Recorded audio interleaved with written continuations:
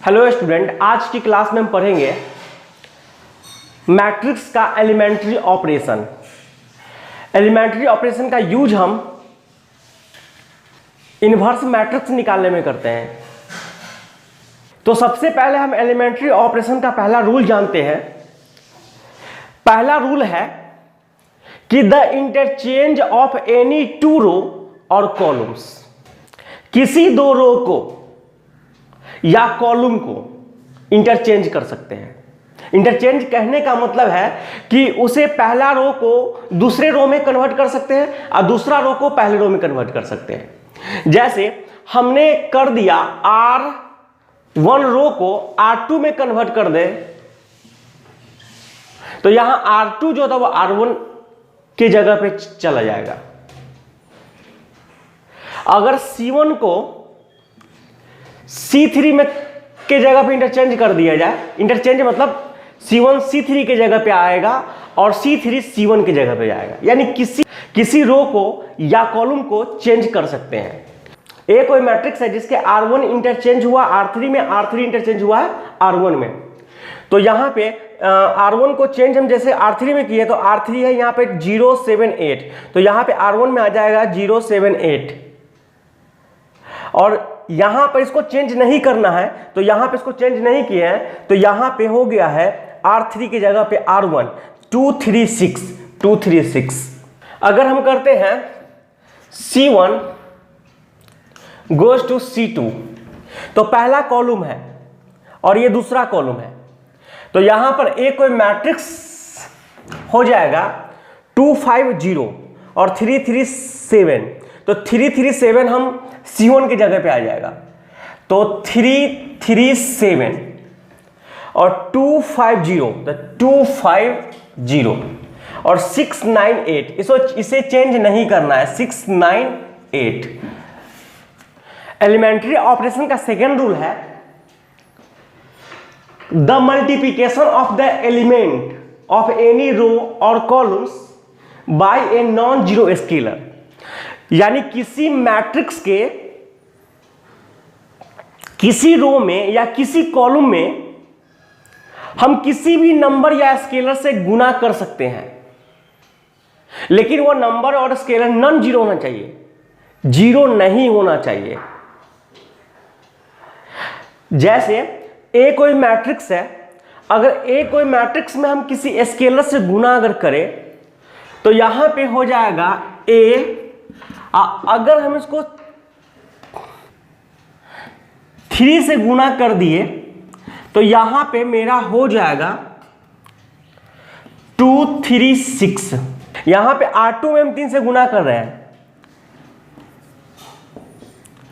तो 15, 3 into 3 9 और 9 into 3 27, 078, यानी किसी नॉन जीरो नंबर से अगर मैट्रिक्स में गुना किया जाए तो आप किसी रो में या किसी कॉलम में कर सकते हैं, लेकिन एक ही रो या एक ही कॉलम में करना होगा। पहला रूल यह था कि किसी मैट्रिक्स के रो को या कॉलम को आपस में इंटरचेंज कर सकते थे। दूसरा रूल यह था कि किसी मैट्रिक्स से किसी रो या कॉलम में हम किसी भी स्केलर से गुना कर सकते हैं, बल्कि स्केलर जीरो नहीं होना चाहिए। और तीसरा रूल यह कहता है कि the addition of two elements any row and columns, the corresponding element of और columns multiply by any non zero number. इसका कहने का मतलब यह है कि किसी मैट्रिक्स के 2 रो या 3 रो को हम आपस में जोड़ सकते हैं या घटा सकते हैं या गुना नहीं कर सकते हैं। हां, गुना नहीं करना है, 2 कॉलम से गुना नहीं करना है, किसी एक कॉलम में किसी स्केलर से गुना करके तब जोड़ सकते हैं या घटा सकते हैं। अब इसको हम समझते हैं क्या इसका कहने का मतलब है। जैसे ये कोई मैट्रिक्स है, तो हम यहां पर अप्लाई कर रहे हैं कि R1 को चेंज करना है, R1 को चेंज करना है R1 प्लस R2 से, 2 रो को जोड़ सकते हैं R1 प्लस R3 से जोड़ करके, तो यहां पे हो जाएगा कि R1 और R3 को जोड़ेंगे तो R1 को चेंज करना है। तो यहां पे 2 और 0 हो जाएगा 2, 7 और 3 हो जाएगा 10, 8 और 6 हो जाएगा 14, इसको इंटरचेंज नहीं करना था 5, 3, 9 और 0, 7, 8, यहां पे इस दोनों को इंटरचेंज नहीं करना था। और भी कर सकते हैं, जैसे R2 को हम इंटरचेंज करते हैं R1 minus 2R3, R2 minus 2R3, यहां पे अप्लाई करना, R2 को चेंज करना है, R2 में से हम घटा सकते हैं या गुना करके तब हम घटा सकते हैं। हम क्रॉसपोंडिंग एलिमेंट्स को हम डायरेक्ट गुना नहीं कर सकते हैं। तो यहां पे हम कभी ऐसे नहीं लिख सकते R2 goes to R1 into R2, नहीं कर सकते हैं, गुना नहीं कर सकते हैं, बल्कि हम किसी स्केलर से गुना करके अब तब हम उसको जोड़ सकते हैं, घटा सकते हैं। तो यहां पे हो जाएगा A 2 3 6 और यहां पे R2 को चेंज करना है। कैसे? तो R2 में से घटाना है R3 में 2 से गुना करके, तो 5 में से घटेगा 2 से गुना करके R3, तो यहां 5 में से 2 गुने 0 जाएगा तो 5 ही होगा। यहां पे 3 में से माइनस होगा 7 इंटू 2 14, तो 3 में से 14 जाएगा तो माइनस 11, और यहां पे 9 में से 8 गुना 16 जाएगा तो बचेगा -7 और 0 7 8। तीसरा उनका कहना है कि किसी मैट्रिक्स के कोई दो रो को या कॉलम्स के कॉरस्पॉन्डिंग एलिमेंट्स को जोड़ सकते हैं, घटा सकते हैं, गुना नहीं कर सकते हैं, लेकिन किसी स्केलर से किसी रो में गुना करके तब इसके बाद जोड़ या घटा सकते हैं। यहां पे एलिमेंट्री ऑपरेशन में एक बात और नोट करना है कि अगर आपने किसी रो के साथ ऑपरेशन करना शुरू कर दिया तो कॉलम के साथ नहीं कर सकते आप ऑपरेशन, यदि कॉलम के साथ ऑपरेशन करना शुरू कर दिया तो आप रो के साथ ऑपरेशन नहीं कर सकते हैं। ये मैट्रिक्स के एलिमेंट्री ऑपरेशन का रूल है और इसी के हेल्प से हम लोग निकाल सकते हैं इनवर्स मैट्रिक्स हम लोग मैट्रिक्स का एडिशन, सब्ट्रैक्शन, मल्टीप्लिकेशन इत्यादि पर है। अब हम ये पढ़ते हैं मैट्रिक्स का इन्वर्स। तो यहां पर किसी मैट्रिक्स का इन्वर्स निकालने के लिए उस मैट्रिक्स का स्क्वायर मैट्रिक्स होना जरूरी है। जो मैट्रिक्स स्क्वायर मैट्रिक्स नहीं है उसका हम इन्वर्स नहीं निकाल सकते हैं। तो स्क्वायर मैट्रिक्स के लिए रो और कॉलम की संख्या बराबर होना चाहिए। तो यदि हमारे पास एक कोई मैट्रिक्स है, let A and B are 2 square matrix, यदि ए और बी 2 स्क्वायर मैट्रिक्स हो, जैसे कि ए बी और बी ए बी को गुना करने पर, दोनों को गुना करने पर अगर कोई आइडेंटिटी मैट्रिक्स निकल जाए उसी ऑर्डर का, then B is called inverse of matrix A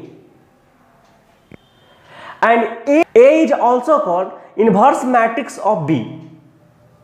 अगर A मैट्रिक्स का इन्वर्स अगर B मैट्रिक्स है तो B मैट्रिक्स का इन्वर्स ही A मैट्रिक्स होगा। Denoted by A inverse. और यहां पे हम डिफाइन कर रहे हैं A B equal to identity. B M inverse equal to हम लिख सकते हैं इस डिफिनेशन के अकॉर्डिंग बी, यहां पे ए इनवर्स का काम बी करता है। ए बी अगर आई किया जाए तो यहां पर बी को अगर बी अगर इनवर्स इसका मैट्रिक्स होगा तो इसको हम डिनोट करेंगे ए इनवर्स बराबर आई होगा। बी अगर इनवर्स मैट्रिक्स तो इसको डिनोट ऐसे भी कर सकते हैं, जो यहां पे ऐसे लिख सकते हैं हम लोग। तो A बराबर ये इन्वर्स इस तरफ आएगा तो हो जाएगा आई ए। तो अब हम इन्वर्स मैट्रिक्स फाइंड करके आप लोगों को दिखाते हैं। आपको जब भी एलिमेंट्री ऑपरेशन से इन्वर्स मैट्रिक्स निकालने के लिए कहे तो वहां पे दे दिया जाएगा कि यहां पे एलिमेंट्री ऑपरेशन को अप्लाई करना है। अगर आपको नहीं दिया रहा है कि एलिमेंट्री ऑपरेशन अप्लाई करना है तो आप एलिमेंट्री ऑपरेशन मैट्रिक्स नहीं निकालेंगे। आपको क्वेश्चन दिया जाएगा कि इसमें एलिमेंट्री ऑपरेशन का यूज करना है। यहां पे क्वेश्चन कर रहा है कि find inverse using by elementary operation if inverse exist करता है। जहां इनवर्स एग्जिस्ट करता है वहीं पे आपको इनवर्स निकालना पड़ेगा। जहां इनवर्स एग्जिस्ट नहीं करता वहां आपको नहीं निकालना। अब कहां करता है इनवर्स एग्जिस्ट और कहां नहीं करता है तो हम आप लोगों को आगे बताएं।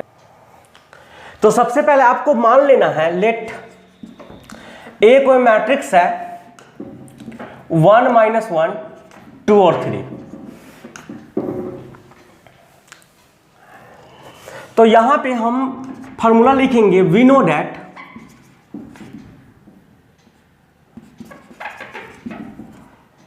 ए बराबर आई ए इक्वल टू आई ए। अभी हम अभी इस फॉर्मूला को लिखे हुए थे। अब यहां पे हम इस मैट्रिक्स को लिख देते हैं ए मैट्रिक्स को 1 - 1 2 और 3 और आई यह है आइडेंटिटी मैट्रिक्स। तो ये 2x2 ऑर्डर का है तो यहां पे 1 0 0 1 हो जाएगा और ए मैट्रिक्स को ए लिखेंगे। अब हमें मैट्रिक्स के इन्वर्स के डेफिनेशन से हम लोग पढ़े हुए थे कि अगर दो मैट्रिक्स का गुणनफल ए और बी का गुणनफल अगर आई आता है तो ए को बी का इन्वर्स कहते हैं। तो इधर जो दो मैट्रिक्स बचेगा, एक ए मैट्रिक्स और एक दूसरा मैट्रिक्स, और इस दोनों का गुणनफल अगर आइडेंटिटी आ रहा है तो ये मैट्रिक्स इसका इन्वर्स हो जाएगा। तो हमें ध्यान रखना है कि इस मैट्रिक्स को हमको आइडेंटिटी बनाना है।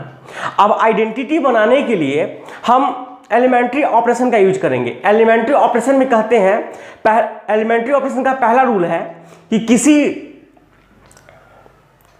दो रो को इंटरचेंज कर सकते हैं या कॉलम को इंटरचेंज कर सकते हैं। दूसरा रूल ये था कि किसी भी मैट्रिक्स के किसी रो या कॉलम में किसी स्केलर से गुना कर सकते हैं जीरो को छोड़ करके।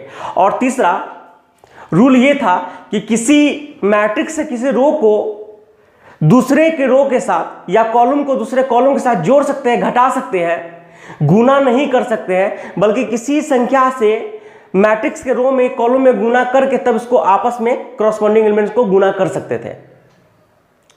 तो आप इस तीन रूल को अपना करके तब हम कर सकते। यहां पे ध्यान एक बात और रखनी है कि यदि आपने मैट्रिक्स के रो को एलिमेंट्री ऑपरेशन अप्लाई कर दिया तो आप कॉलम में नहीं कर सकते हैं, कॉलम में कर दे तो रो में नहीं कर सकते हैं। तो चलिए यहां पे हम रो या कॉलम में कर सकते हैं। आपको यहां पर इस मैट्रिक्स को आइडेंटिटी मैट्रिक्स बनाना है, इस बात को आप याद रखिए। अब इसे हम यहां पे हमको 1 लाना है, यहां पे 0 लाना है, यहां पे 0 लाना है, यहां पे 1 लाना है। तो अब हम कुछ भी काम करते हैं हम कॉलम में करते हैं। हम यहां पे इसको 0 लाने के लिए हम इस C1 और C2 को जोड़ देते हैं। तो C1 गोज टू C2, यहां पे C2 goes to C1 plus C2। तो यहां पे आगे निकलेगा 1 और 2। और जब C2 में हम दोनों को जोड़ते हैं तो 1 और जोड़ -1 तो 0, और इसको जोड़ेंगे तो 5 होगा।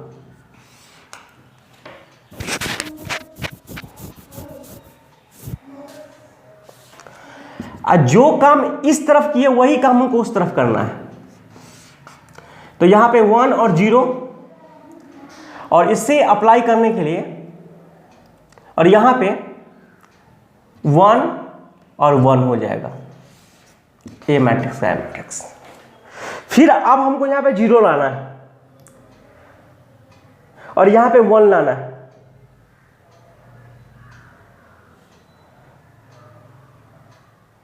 तो यहां पे हमें सबसे पहले 1 लाने के लिए यहां पे 5 से अगर डिवाइड अगर कर दिया जाए तो यहां पे ऑलरेडी 1 आ जाएगा। तो अब हम यहां पे 5 से डिवाइड करते हैं, तो C2 goes to C2/5। तो यहां पे 1 2 0/5 और 5/5।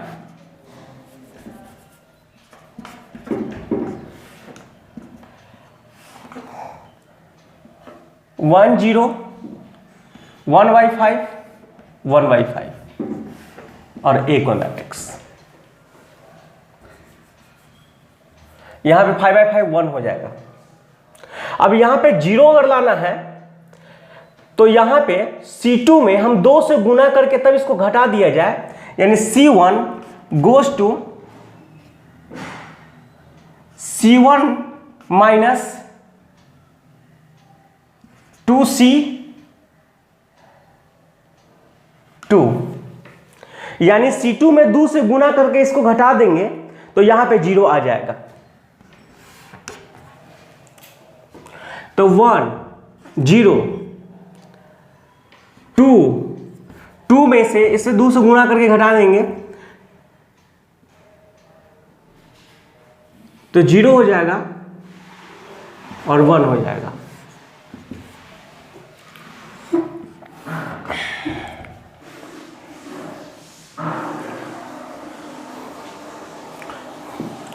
तो इसमें हम 2 से गुणा करेंगे तब इसको घटाया जाएगा, तो 1 माइनस 2 गुने 1/5 तो 3/5 आएगा। 1 माइनस 2 गुने 1/5, तो इसको हम घटाते हैं तो 3/5 आएगा, तो 3/5।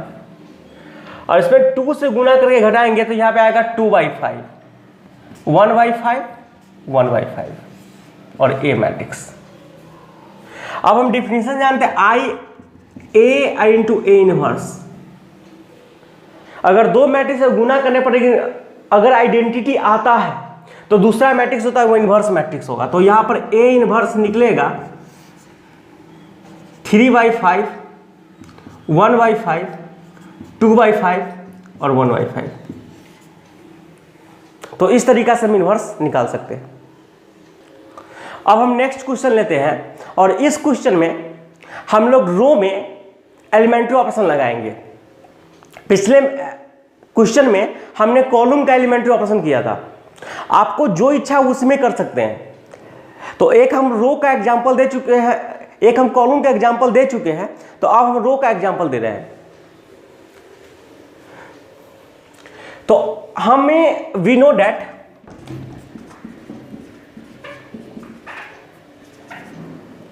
ए इक्वल टू आई ए लिख सकते हैं। तो ए कोई मैट्रिक्स है 2 1 1 1 और आइडेंटिटी मैट्रिक्स है होगा 1 0 0 1 और यहां पे ए मैट्रिक्स। अब इसको आइडेंटिटी मैट्रिक्स बनाने के लिए यहां पे 1 होना चाहिए, यहां पे 0, यहां पे 0, यहां पे 1। अब इसे ऐसा कौन सा रूल लगावे जिसके कारण ऐसा हो जाए। तो अब हम देखते हैं कि यहां पे अगर हमें 0 लाना है तो इसको इससे घटाना पड़ेगा। पहले हम इसको लगाते हैं। चाहे हमको अगर यहां पे 0 लाना है तो हम चाहे इसे भी अगर R1 में R2 घटा देंगे तो यहां पे 0 आ जाएगा, यहां पे 1 आ जाएगा। तो यहां पे हम करते हैं R1 goes to R1 minus R2। तो 2 में से 1 गया तो 1 में से 1 घटेगा तो 0, यह 1 1